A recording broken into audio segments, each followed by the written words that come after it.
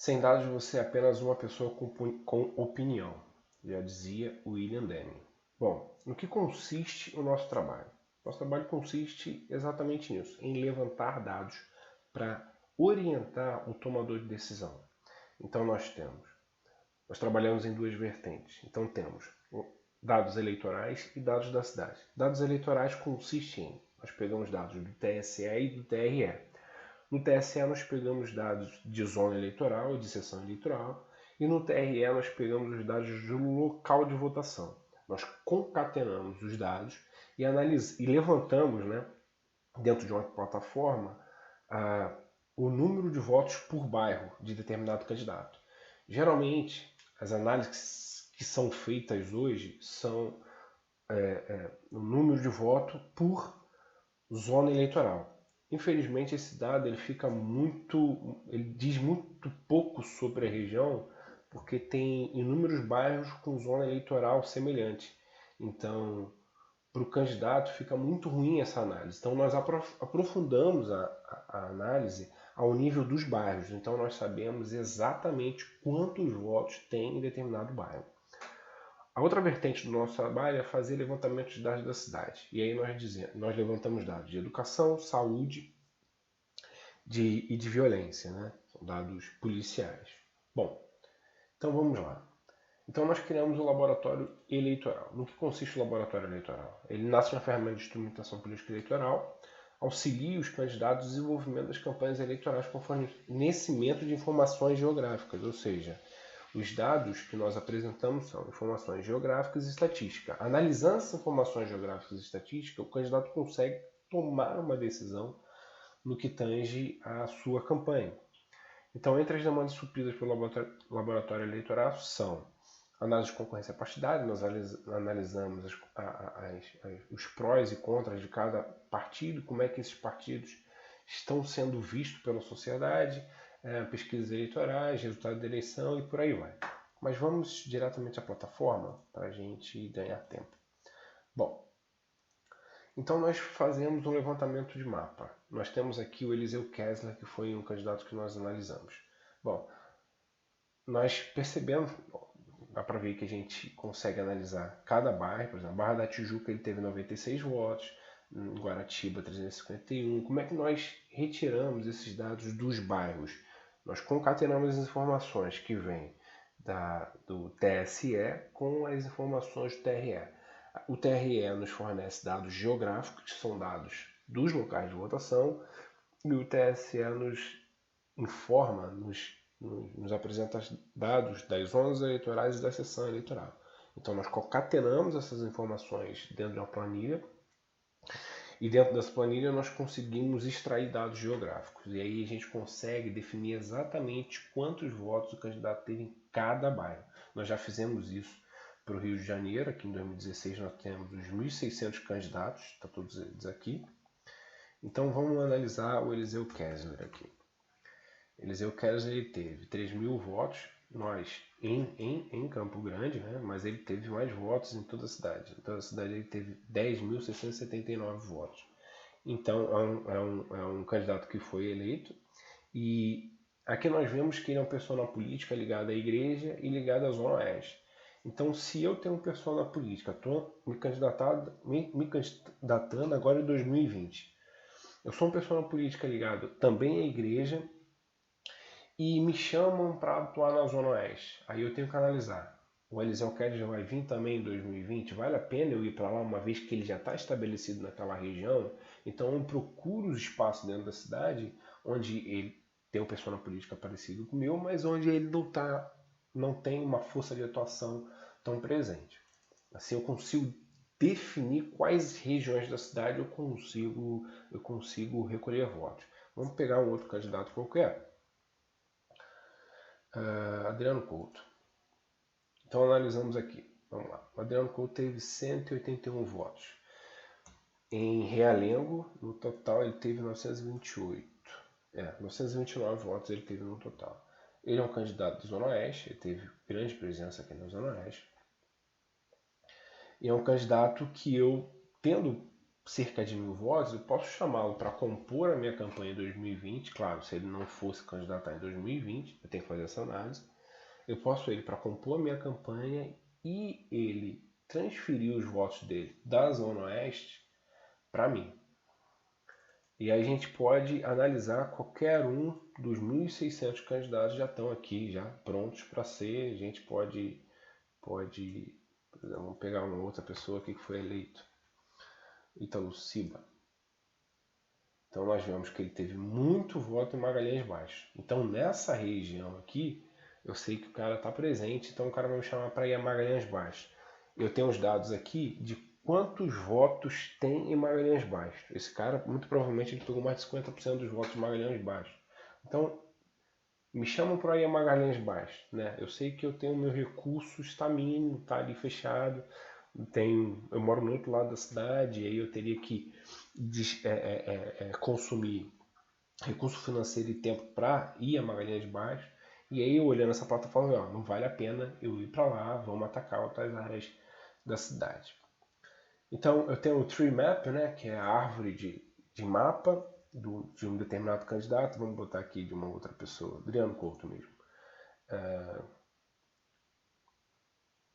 Ele vai ler os dados e vai me apresentar aqui. Então aqui, ó, o Adriano Couto tem voto bastante espaçado. Ele tem poucos votos, mas os votos dele tá bem espaçado. Em muitos bairros ele teve voto. Aí eu quero entrar em determinado bairro. Vamos supor que eu quero ir na Abolição.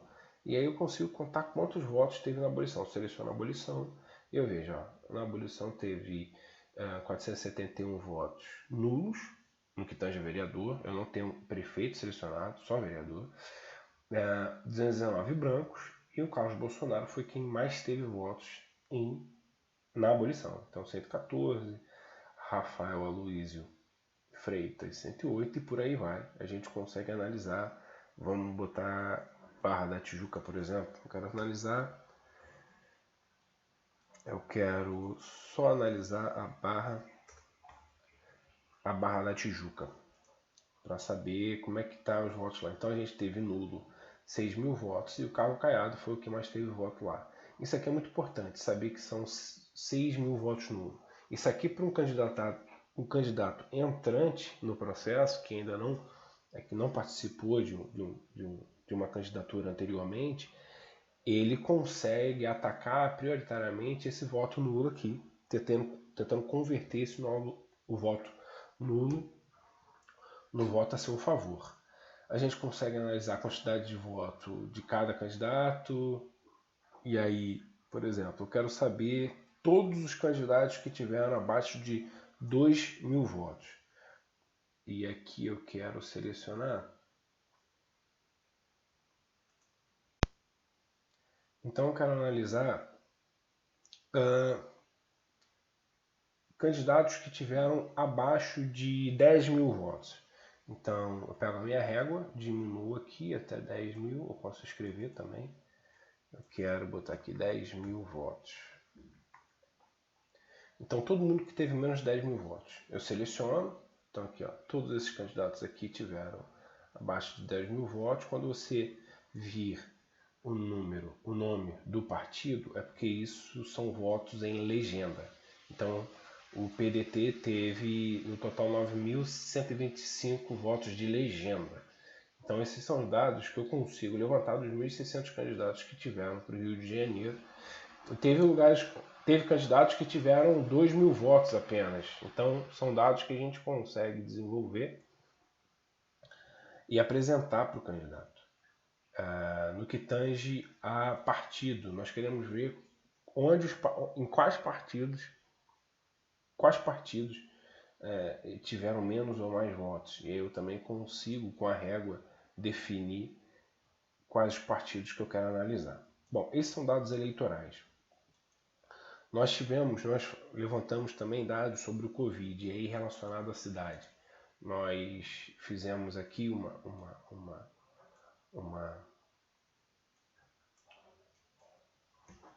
um videozinho, né, um time-lapse do processo, né, do dia que a gente tem 5 de março, se não me falha a memória, 4 de março, até maio. foi o período que nós analisamos e nós vimos o crescimento disso. Dentro dos dados que nós coletamos do município do Rio de Janeiro, a gente consegue fazer uma projeção de como é que foi esse desenvolvimento, sobretudo de casos ativos. Então nós damos o play aqui e a imagem ela vai subindo conforme o passar do tempo. E aqui nós vemos como ela se desenvolveu em si, né? E aí nós temos também de óbitos.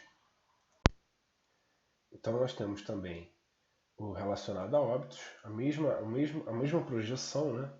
Nós conseguimos também fazer projeções, né, para o futuro, baseados em estatísticas antecedentes.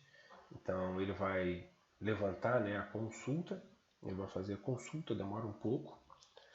Acho que eu vou dar uma pausa aqui no vídeo para depois retornar. Opa, não precisou. Vamos ver.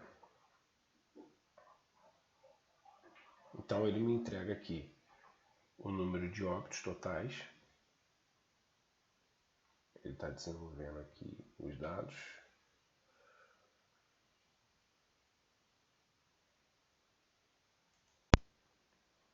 Retomando aqui a análise dos óbitos por Covid na cidade do Rio de Janeiro, nós damos o play aqui, nós vemos 4 de março, 7, 10 de março, 12 de março, 13 de março, 14 de março, 15 de março, dia 17, 18, dia 20, por aí vai, dia 22. E aí você vai ver que conforme os dados vão acumulando, a cor ela vai ficando mais escura, né? Para a gente conseguir perceber, ó, em realengo, ficando escuro e por aí vai. Então nós conseguimos, ó, abril, 10 de abril e por aí vai até 12, 13. Se não me engano, esses dados vão até maio. Depois nós não demos continuidade nesse processo. São dados que nós coletamos do Data Rio, só que os dados que nós tivemos lá e os dados que eles fornecem não tem essa dinâmica para nós conhecermos como é que foi o desenvolvimento da doença ou dos óbitos dentro da cidade do Rio de Janeiro. Nós também temos os recuperados. Então, analisando o número de dados de pessoas que se recuperaram do Covid, nós temos do dia 27 de fevereiro até hoje. Nós obtivemos Copacabana, Leblon, Rocinha, Tijuca, e aí o mapa ele vai dando, toda vez que dados novos vão sendo adicionados, ele vai pondo Barra da Tijuca 3, e cada dia tem um número, então por dia ele já vai lá, dia tal, ó, dia 25, 12 na Barra da Tijuca recuperados.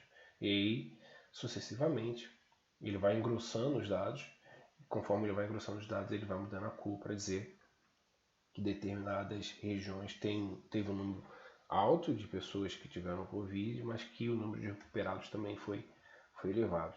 O bom desses dados é que nós conseguimos confrontar com outros, por exemplo, com dados de óbitos e ver quais regiões da cidade estão desenvolvendo melhor, né, a cura, a recuperação dos pessoas que foram cometidas com Covid. Então, esses dados são fundamentais para o tomador de decisão. Então, o vereador ou o prefeito ele vai analisar esses dados e vai ver, olha, tal região está tendo um número expressivo de contágio, quais ações da esfera pública nós podemos tomar nessa região, quais dados, quais ações de mitigação nós podemos desenvolver aqui. Então esses dados são dados para alimentar o prefeito, o vereador, ou qualquer tomador de decisão, até de uma empresa privada queira atuar em determinada região. Ele analisa esses dados e toma a decisão mais adequada, né, segundo o seu corpo de estrategistas e de acadêmicos. Então nós temos também, nós queremos analisar, por exemplo, todas as regiões da cidade onde tem unidade de saúde. Então aqui no Rio de Janeiro, por exemplo, nós temos inúmeras unidades de saúde, não temos CAPs, centros de referência, clínica da família, CMS, hospital, policlínica e UPA. Então aqui são todas as unidades de saúde, né? Objetos públicos da cidade. Então nós podemos selecionar aqui, ó, o verde.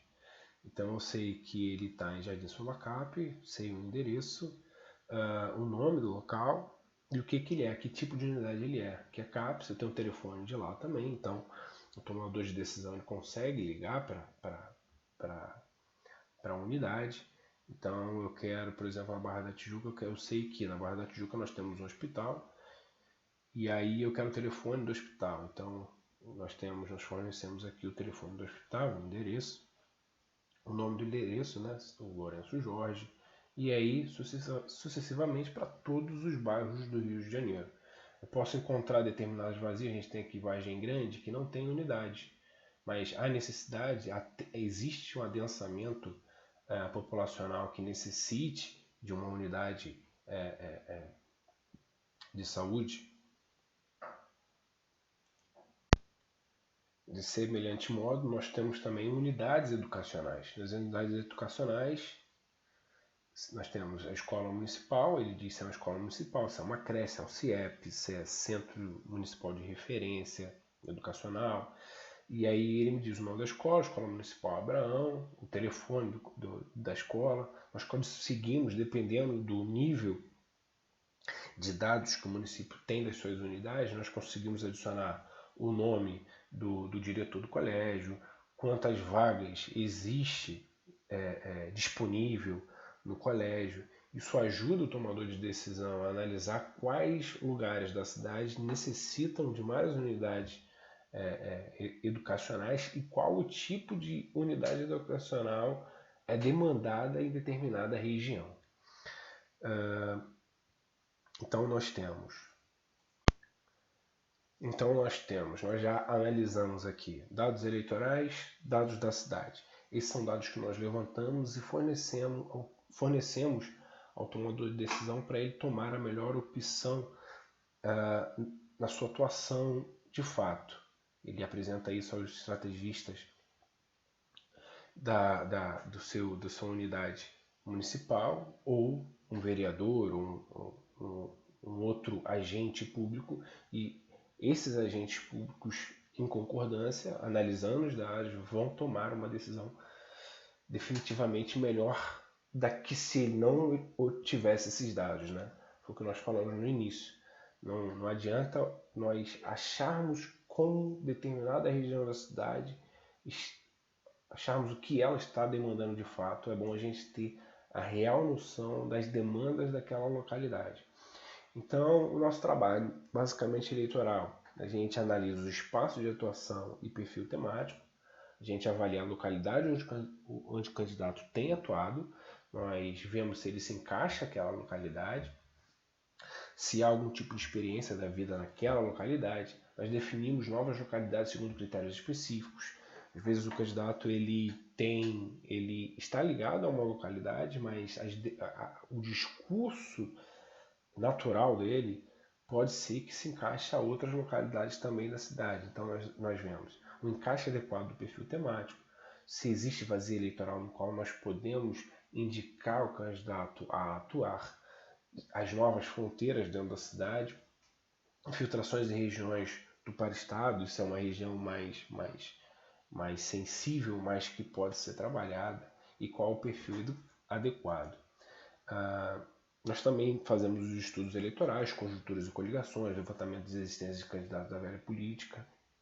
Então nós analisamos um político que está saindo ou está abrindo mão de uma determinada região, ele está se aposentando, não vai se candidatar, ou é um político que foi pego em algum esquema de corrupção e provavelmente não vai se candidatar. Então nós conseguimos analisar aquela região que foi abandonada, um vácuo eleitoral, e a gente consegue encaixar o candidato naquela região. Então, novas coligações de interesse, efeito lava-jato de territórios eleitorais abandonados, né? Foi o que eu acabei de falar, regras do jogo, quais as novas resoluções do TSE, o que pode e o que não pode, avaliação de estratégia do candidato. E aí dados eleitorais, espacialização dos votos, foi o que eu mostrei, né? Percepção democrática, votos brancos, números de abstenção. Isso é todos nós que analisamos dados eleitorais, nós vemos que os votos brancos, nulos e abstenções têm sido o que nós chamamos de voto alienado, né?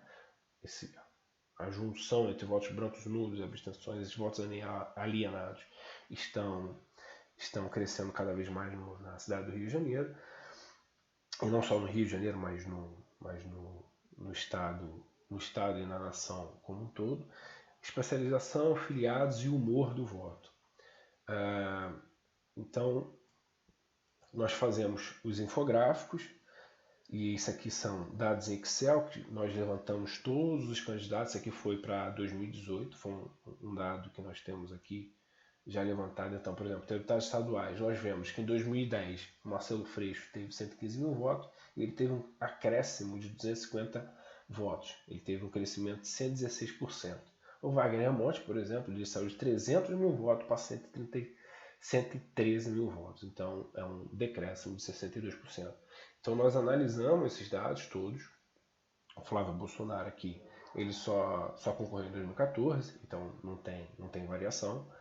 Mas nós conseguimos ver esses dados para todos os deputados estaduais do Rio de Janeiro, sucessivamente, né? Para senador, para deputado federal, por exemplo. Ele vai apresentar aqui um número grande de dados. Então ele vai apresentar aqui, voto nulo. Nós temos um acréscimo, né? Um crescimento de 39%.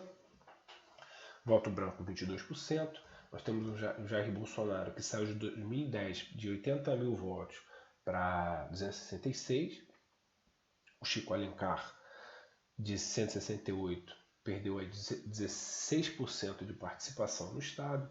O Pedro Paulo ganhou 50% e por aí sucessivamente. O Jean Willis, por exemplo, 2010, 8 mil votos. 2014, 98. O cara teve um crescimento de 1000%. E aí, presidente, senador, nós fazemos esse tipo de análise para orientar o candidato na sua corrida eleitoral. Então, o objetivo é fazer com que o candidato economize tempo e recurso, ser uma ferramenta de auxílio na elaboração estratégica de campanhas eleitorais. Nós não fazemos a estratégia em si, isso fica a cargo do coordenador de campanha, mas é bom que o coordenador de campanha tenha essa ferramenta à disposição para ele fazer o levantamento mais adequado do que deve e do que não deve ser feito. Ser uma ferramenta de auxílio na gestão inteligente do território aos eleitos. Ou seja, uma vez eleito, o candidato ele pode acessar os dados da cidade e ver quais regiões da cidade têm a educação mais precarizada, quais ações nós podemos tomar. Mas para saber quais ações devem ser tomadas, ele tem que saber qual a região da cidade que necessita. Né? Então, basicamente é isso, né? Políticos profissionais necessitam de ferramentas profissionais de gestão estratégica eleitoral e estratégica territorial. Então, voltando ao início, sem dados você é apenas uma pessoa com opinião. Então, nós precisamos saber exatamente quais regiões da cidade estão demandando determinadas coisas dos seus representantes e apresentar isso ao representante e esse representante tomar a melhor opção possível. Muito obrigado. Aqui é o Felipe Dias. Um abraço.